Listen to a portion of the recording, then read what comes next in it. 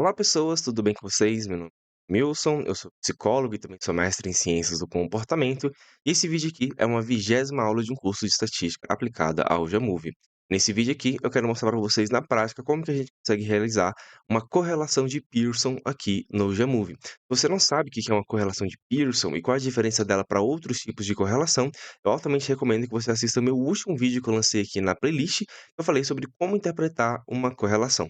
Nesse vídeo eu falo sobre quais são os tipos de correlação, quais são as métricas que a gente tem que se atentar na hora de puxar aqui no software, né, na hora da gente rodar nossa análise, e também como que a gente consegue interpretar essas métricas, certo? Que eu acho que é a parte mais complexa aqui, porque vocês vão ver aqui no vídeo de hoje que a parte de rodar a análise em si é muito, muito fácil, ok?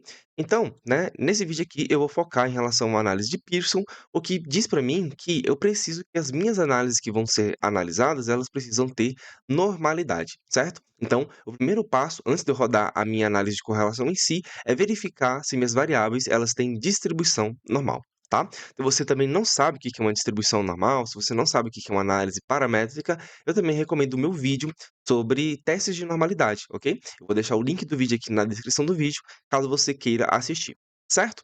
Então, né, aqui eu tenho uma base de dados muito simples, no qual eu coletei algumas informações com 100 participantes.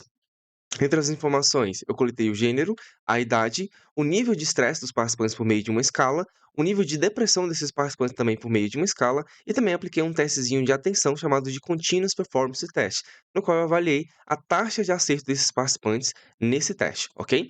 E aí, a interpretação desse teste aqui é muito simples, né? Então, o teste ele varia entre 0 e 100, quanto maior o valor de acertos, né, melhor o desempenho dos participantes, tá bom? E aí, hoje, eu quero verificar por meio de uma análise de correlação para saber se essas variáveis elas estão correlacionadas, tá? Mas lembrando que aqui eu tenho 4 variáveis e a análise de correlação, ela avalia somente a relação entre 2 variáveis, ok? Pelo menos a correlação tradicional de Pearson, tá? Então, o que eu vou ter que fazer vai ser rodar várias correlações, né, comparando essas variáveis duas a duas. Então, por exemplo, saber se existe uma relação entre a idade e o estresse. Por exemplo, se os meus participantes eles são mais velhos ou mais novos, será que isso influencia em relação ao nível de estresse deles, tá? Em relação à idade e à depressão, mesma coisa, né, será que se meus participantes serem mais novos ou os mais velhos, né, será que isso vai influenciar em relação ao nível de depressão deles? E também saber se minha idade influencia, né, tem alguma relação em relação à taxa de acesso no teste de atenção. Será que meus participantes serem mais novos, eles têm mais facilidade ou mais dificuldade em relação ao teste de atenção, tá? Não só isso também, verificar se existe uma relação entre estresse e depressão, ok? Será que se a pessoa ela está mais estressada, ela tem uma maior chance de estar depressiva, tá? E também verificar se existe uma relação entre estresse e também a taxa de acerto, como também depressão e a taxa de acerto. Então é mais ou menos essa ordem, tá? Então são muitas correlações que podem ser feitas aqui e que vão ser feitas nesse vídeo aqui, mas lembre-se que correlação ela sempre verifica a relação entre duas variáveis, tá? E essas variáveis elas precisam ser quantitativas ou variáveis contínuas, perfeito? Tá? Então, como eu disse, né, a primeira coisa que a gente precisa fazer é verificar se os nossos dados eles seguem uma distribuição normal.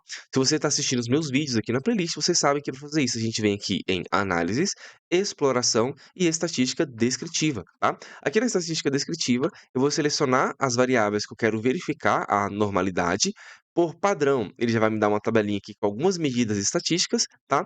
Eu não quero essas medidas agora porque eu só quero verificar se eu tenho normalidade nos meus dados. Então, vou verificar aqui a normalidade, ok? Então, clica aqui em Shapiro-Wilk e ele vai me dar aqui o resultado do teste de hipótese do Shapiro-Wilk, ok? Então, a interpretação do Shapiro-Wilk, geralmente, ele é ao contrário das outras testes de hipótese, tá? Então, o que a gente quer, quando a gente está pensando em fazer uma análise paramétrica, é que o nosso p-valor ele seja maior do que 0,05. Ou seja, que não exista uma diferença entre a distribuição dos nossos dados com uma distribuição normal, ok? Então, vocês podem verificar aqui, né, por meio dessa última linha aqui da tabela, que a minha variável idade, ela tem um valor acima de 0,05, ou seja, ela tem uma distribuição normal. A minha variável estresse também tem um valor que é acima de 0,05, né? É bem pouquinho, né? 0,08 acima de 0,05, mas ainda assim é acima de 0,05, ok? A depressão também, né? O mesmo valor aqui do valor de P, acima de 0,05, e também a minha taxa de acerto aqui no Continuous Performance Test também tem um valor que é acima de 0,05, no caso aqui 0,06, ok? Então, perfeito, né? Limpei aqui o meu caminho, né? E contemplei os pressupostos da análise de correlação paramétrica, né, que é a correlação com o coeficiente de Pearson, tá? E aí agora eu posso rodar aqui a minha correlação. Para fazer isso também é muito simples aqui no Jamove, a gente vem aqui em análises, regressão e matriz de correlações, tá? Então aqui ele vai abrir essa abinha aqui e aqui você vai jogar simplesmente as suas variáveis que você quer testar aqui na matriz, tá bom? Então eu vou selecionar primeiro aqui somente idade e estresse para poder explicar para vocês como que funciona aqui o processo de configuração. Depois eu coloco as outras variáveis para a gente poder verificar o resultado, tá? Então, quando a gente roda uma correlação aqui no Jamove, o que ele cria para a gente é uma tabela chamada de matriz de correlação, tá? O que que essa matriz ela é? Ela é basicamente uma tabela no qual ele vai colocar todas as nossas variáveis nas linhas e nas colunas dessa tabela, tá bom? E aí no ponto de encontro, né, no eixo cartesiano aqui, entre cada uma dessas variáveis, ele vai apresentar para a gente o nosso coeficiente de correlação junto com o resultado da significância estatística dessa correlação, ok? Então vocês podem ver aqui, por exemplo, que eu tenho aqui idade e estresse nas minhas linhas e idade e estresse nas minhas colunas. Quando eu tenho, né, um encontro aqui, né, entre idade e idade, ele não me apresenta os valores, porque sempre quando a gente tiver uma variável correlacionada com ela mesma, esse valor ele vai ser 1, ok? Então, se você não lembra em relação a qual é a variação entre os resultados de uma correlação, no último vídeo eu falei sobre isso, mas só para poder lembrar para vocês rapidinho aqui, né, a gente tem, né, resultados que podem variar entre -1 e mais um, ok? Sendo que quando o resultado ele é igual a zero, significa que a gente tem uma correlação nula, né? E quanto mais afastado esse resultado é de zero, seja para valores, né, positivos próximos a um ou igual a um, seja para valores negativos próximos a um ou igual a um, mais forte vai se tornando essa correlação. Ela pode variar entre muito fraca e muito forte, ok? Então, esse gráficozinho aqui, ele representa bem para gente, né, como que funciona essa interpretação em relação a esses resultados, ok? E a gente consegue verificar esses valores aqui por meio do coeficiente de correlação que aparece na primeira linha aqui, né, em relação à relação entre as idades, ok? Ou melhor, entre as variáveis, tá? Então, idade, o coeficiente ele sempre vai ser 1, ok? Independente, né, de como que você faça essa correlação aqui, se você correlacionar duas variáveis iguais, o resultado sempre vai ser 1. Então ele nem apresenta, ele só coloca os tracinhos aqui pra gente, tá? E você não vai querer correlacionar uma variável com ela mesma, isso não faz nem sentido, tá bom?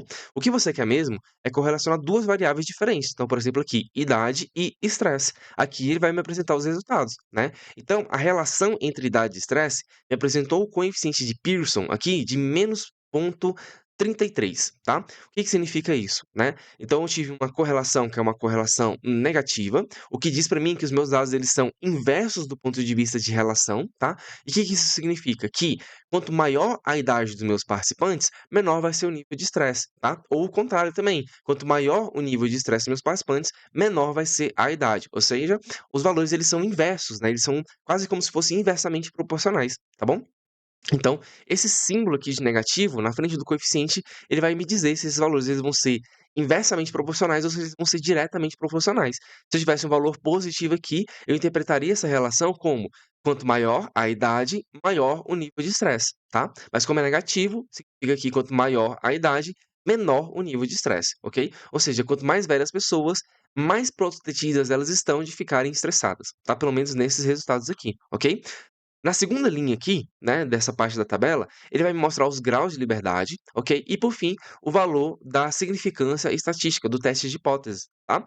Então, o teste de hipótese aqui, ele é ao contrário do Shapiro-Wilk, né? No caso aqui, a gente quer que os valores eles sejam abaixo de 0,05, ok? O que que significa quando a gente tem um valor abaixo de 0,05? Significa que a gente tem uma correlação que ela não é igual a uma correlação nula, ok?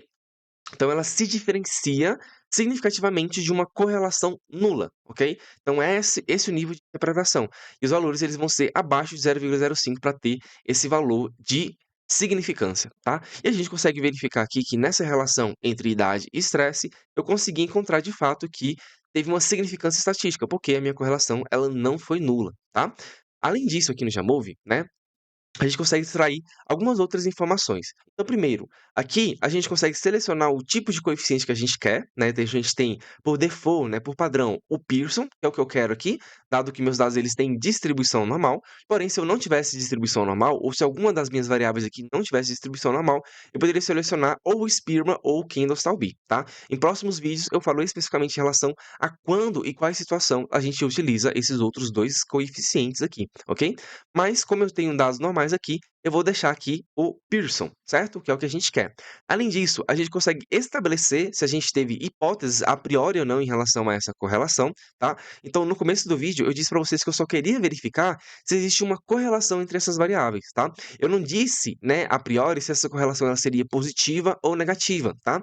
Mas pode ser que na sua pesquisa você queira testar justamente isso. Então, por exemplo, sua pesquisa ela quer verificar se a idade ela é um fator protetivo para as pessoas poderem desenvolver transtornos de estresse, ok? Então, você está pensando que a correlação ela precisa ser, né? Se você tem esse pressuposto teórico, a correlação ela precisa ser negativa, no qual se a idade ela é maior ou menor, isso vai verificar, né? Vai influenciar se as pessoas vão ter menor ou maior nível de estresse, tá? Que é o caso que a gente encontrou aqui, né? Então a gente tem uma correlação negativa, o que significa que a idade parece-me ser um fator protetivo em relação ao estresse, tá? Eu poderia ter testado isso, né, a priori, né, porque isso estaria do ponto de vista da hipótese da minha pesquisa, eu teria em relação às minhas racionais teóricas muito bem estabelecidas, eu poderia testar isso especificamente, ok?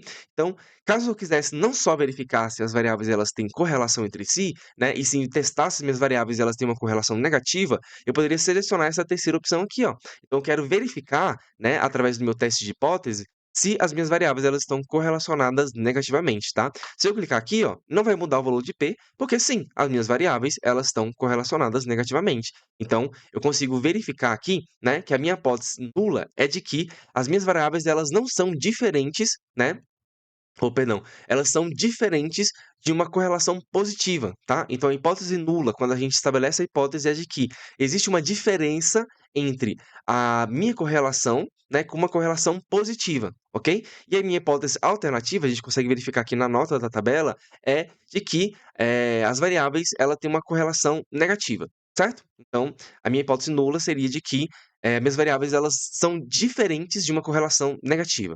Certo? Então ele vai mostrar esse valor de P-significância. Digamos que fosse o contrário, né, que eu queria verificar que quanto maior a idade, maior o nível de estresse. Então a minha hipótese inicial seria de que minhas variáveis elas estariam positivamente correlacionadas, tá?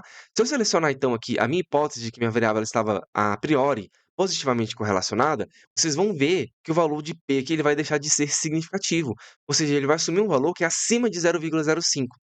O que significa que as minhas variáveis, né, elas são, estatisticamente não diferentes de uma variável, negativa, tá? Que é a minha hipótese alternativa, ok? E mais ou menos isso, tá? Mas como eu disse para vocês no começo do vídeo, né, eu só quero testar para saber se minhas variáveis elas estão correlacionadas. Então, independente da direção dessa correlação, eu só quero saber se existe uma correlação entre essas variáveis, tá? Então eu deixo essa primeira opção aqui selecionada, ok? Ficou um pouco confuso, mas se vocês tiverem dúvidas, podem deixar no comentário aqui que eu respondo para vocês, ok? Além disso, né, aqui a gente tem algumas opções adicionais, tá? Então a gente pode sinalizar aqui na frente do coeficiente se essas correlações elas são significativas ou não. Então, se eu selecionar essa opção aqui, ele vai adicionar asterisco na frente desse coeficiente, e esses asteriscos eles vão sinalizar se o meu p-valor ele é abaixo de 0,05, né? Quando ele for somente abaixo de 0,05, a gente vai ter apenas um asterisco. Se ele for menor do que 0,01, ou seja, um valor abaixo, muito abaixo de 0,05, né, ele vai colocar dois asteriscos. E se o meu p-valor ele for muito menor, né, ou seja, um valor que seja menor do que 0,001, né, ele coloca 3 asteriscos, né, que é o nosso caso aqui. Então, o nosso p-valor, ele é menor do que 0,001, né, a gente tem 2 zeros aqui depois da vírgula, tá? Ou seja, existe uma significância muito grande, existe uma diferença muito grande aqui da nossa correlação com a correlação nula, ok?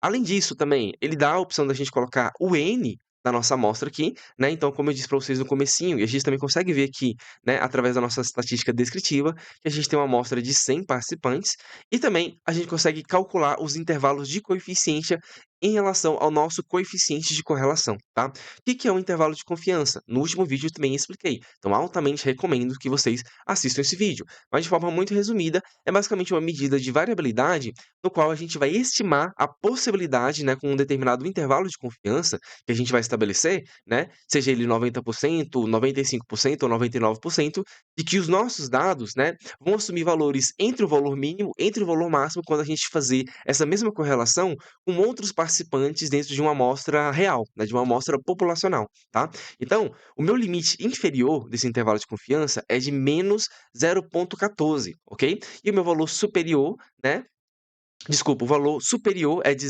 menos 0,14 e o valor inferior é de 0,49, o que significa que, né, dentro desse gráfico aqui, né, os meus valores eles vão variar entre 0,14, né, que estaria mais ou menos aqui, e 0,40, que estaria mais ou menos aqui. Então, meu intervalo de confiança ele mostra para mim que os meus valores, eles ainda, né, mesmo que se eu coletasse com outras amostras, os meus valores, eles provavelmente, possivelmente, com 95% de confiança, eles assumiriam valores entre o coeficiente entre 0,40 e 0,14, né, que seria esse intervalo aqui, tá. Isso é um indicativo também de significância estatística, porque o nosso valor do intervalo de confiança, ele não se sobrepôs e ele não ultrapassou um valor de zero, ok. Então, se o nosso caso aqui, o nosso intervalo de confiança, ele tivesse um valor negativo e um valor positivo entre o seu valor inferior e superior, né, a gente tem até uma forma de interpretar isso aqui, ó.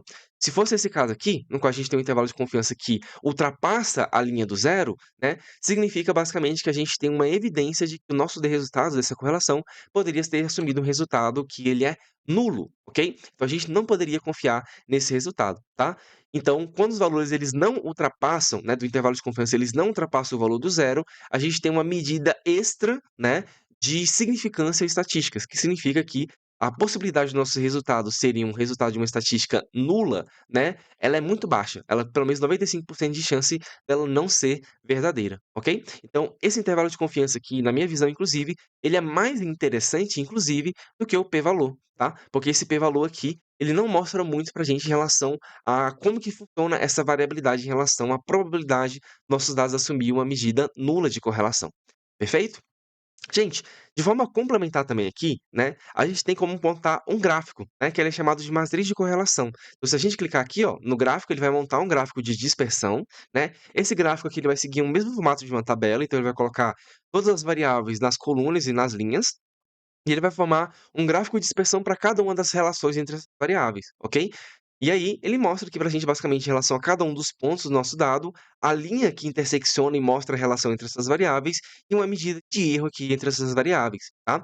A gente pode pedir nesse gráfico de matriz de correlação a densidade das variáveis, né? Essa densidade, ela vai mostrar em relação se os nossos dados eles seguem ou não uma distribuição normal, e também a gente pode colocar os coeficientes de correlação aqui, né, no eixo, tá? Então aqui ele vai mostrar o nosso coeficiente de correlação de Pearson, que foi de menos 0,33, ok? Esse gráfico aqui, né, ele é interessante quando a gente tem muitos dados, né, que a gente consegue resumir tudo isso em uma única figura. Mas se você estiver testando somente a correlação entre duas variáveis somente, eu recomendo que você utilize um gráfico de dispersão em si, tá? Então aqui no Jamove, né, eu já ensinei para vocês, né, através de um vídeo, sobre como que a gente consegue plotar esse gráfico de dispersão, né, e eu altamente recomendo que vocês utilizem esse gráfico de dispersão quando vocês tiverem apenas duas variáveis, tá? Se vocês tiverem mais variáveis, talvez seja interessante vocês utilizarem esse gráfico aqui, que é o gráfico de matriz de correlação, ok? Só para poder mostrar para vocês, né? Então, eu vou plotar aqui um gráfico de dispersão, colocando aqui as minhas duas variáveis que foram correlacionadas, né? Então, eles mostram aqui os pontos entre a idade, que está no eixo X, e o estresse, que está no eixo Y. Eu consigo colocar, através de uma relação linear aqui, qual seria o ponto de relação entre essas variáveis, né? Que seria o valor de corte, né? Que mostra o quanto essas variáveis elas estão inclinadas, né, para uma determinada direção, né? Quando essa variável ela está inclinada negativamente, a gente vê esse tipo de curva aqui, né, esse tipo de linha, e a gente consegue também estabelecer um valor de erro aqui, né? Então eu consigo colocar basicamente um erro estimado, né, um erro padrão aqui em relação aos valores do meu resíduo, né? O que que é resíduo? É a distância entre cada um dos valores que foram encontrados aqui no gráfico em relação ao meu ponto médio de intersecção aqui da minha linha, tá? Então, por exemplo, o valor de distância entre esse ponto aqui e a linha, entre esse ponto, esse aqui e a linha, esse ponto aqui e a linha, isso tudo vai me dar um valor de erro padrão, tá? Então, a gente consegue calcular e representar isso aqui no gráfico. Então, esse gráfico aqui ele é mais interessante para a gente poder representar quando a gente tem apenas 2 variáveis do que a matriz de correlação, perfeito? Mas, como eu disse no comecinho do vídeo para vocês, né, eu não quero somente ver a relação entre essas 2 variáveis. Mentira, antes de eu mostrar isso, né, deixa eu mostrar para vocês como que a gente consegue relatar esse resultado, ok? Então, eu relacionei em relação à idade e o estresse, tá? Eu posso colocar, né, uma descrição no meu artigo, na minha dissertação ou tese, da seguinte forma, ó: foi criada uma matriz de correlação de Pearson para verificar a relação entre a variável idade e o nível de estresse, ok? Aqui a gente ainda não colocou, né, mas depois a gente coloca, tá? Então, ó, entre o nível de idade e o nível de estresse, ou melhor, a idade e o nível de estresse, tá? Foi verificada uma correlação fraca e negativa, aqui tá errado, ok? Negativa entre idade e estresse. Aqui, né, aqui eu estou seguindo as normas da APA para poder fazer essa descrição estatística, eu coloco o R, né, o R ele é usado quando a gente tem o coeficiente de Pearson, né, o R minúsculo, igual a menos 0,33, que é o valor do meu coeficiente. Aqui eu separo por vírgula e coloco um intervalo de confiança, que foi estabelecido aqui em 95%, né, entre colchete eu coloco o valor inferior, né, que foi o valor de 49, tá? Aqui tá errado, então é 49. Então, primeiro o valor inferior de 0,49, ok? Negativos, e depois o valor superior, que foi de 0,14, certo? E por fim, eu coloco o valor de P aqui, que é o valor da significância estatística, ok? Então, é uma forma da gente descrever em texto esse resultado dessa correlação, se você não quiser nem colocar a tabela ou o gráfico também, tá? Ou se você quiser colocar como de forma complementar aqui a tabela e o gráfico, certo? Mas como eu disse, né, como eu estava dizendo, né, eu não quero ver somente a relação entre idade e estresse, mas também quero verificar como essas variáveis se relacionam com a depressão e também com a taxa de acerto no Continuous Performance Test, tá? Então notem agora que agora eu tenho uma linha para cada uma das minhas variáveis, tá? Então, idade, estresse, depressão e a taxa de acerto, e também colunas para cada uma das minhas variáveis: idade, estresse, depressão e taxa de acerto.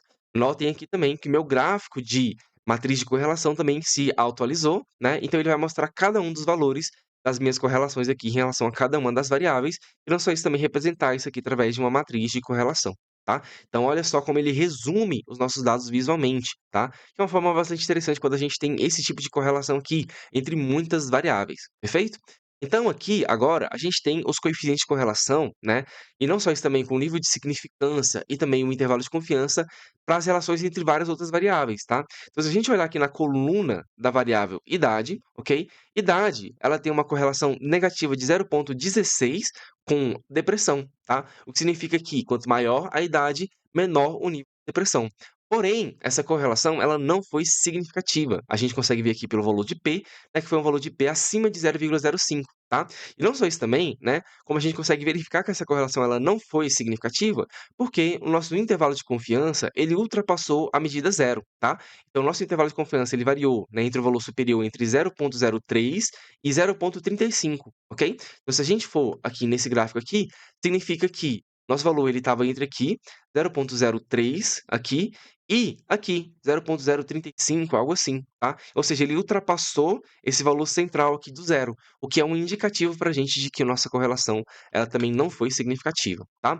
Além disso, né, quando a gente olha para a variável idade e a taxa de acerto, a gente encontrou uma correlação positiva. O que que é uma correlação positiva? Que é quando as duas medidas elas sobem conjuntamente, tá? O que significa que quanto maior a idade dos meus participantes, maior a taxa de acerto deles na tarefa de atenção, tá? E essa correlação, ela foi uma correlação positiva de 0,34, ok? É uma correlação fraca, né? Não chega nem a ser moderada ainda, né? A gente consegue verificar isso através desses critérios que eu apresentei para vocês na aula anterior, tá? Então aqui, ó, entre 0,40 e 0,69 seria moderada. Entre 0,20 e 0,39 seria uma correlação fraca. E foi o que a gente encontrou aqui, ok? Então uma correlação fraca, né? Entre a idade positiva, é uma correlação fraca positiva entre a idade e também a taxa de acerto, né.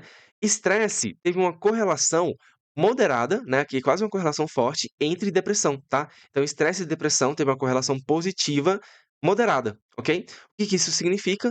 Que quanto maior o nível de estresse dos participantes, maior o nível de depressão, o que faz todo sentido, né. Se você está muito estressado, você se torna mais vulnerável a se tornar uma pessoa deprimida, tá. E não só isso também, é como a gente consegue verificar que existe uma correlação negativa muito forte entre estresse e a taxa de acerto, ok. O que que isso significa? Que quanto mais estressado a pessoa está, menor é a taxa de acerto dela no teste de atenção.